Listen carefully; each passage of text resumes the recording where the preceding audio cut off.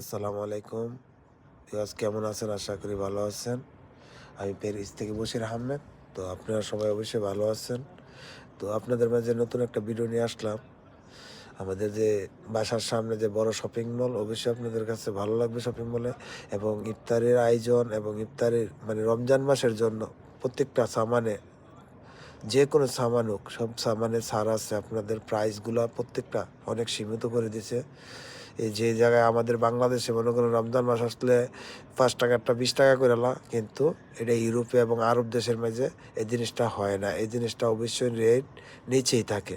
কিন্তু আমাদের বাংলাদেশের হিসাব হলো যে ১০ দিনে কারে কেমনে করতে পারবো, আতাইতে পারবো ওই হিসাব করে আমাদের বাংলাদেশে। আর ১০ দিনে মনে করেন একবারে মানে সবকিছুর পণ্য, কাপড়ের মার্কেট বলেন, সবজির মার্কেট বলেন, ফল ফ্রুটের মার্কেট বলেন, সবাই কারে বলবো যানবাহনের সব দিক দিয়ে মানে রোজার মাসটা আসলে মনে করে এরা আসে রকমতের মাস, কিন্তু এরা এটারে ব্যবসার মাস বানাই বলিস।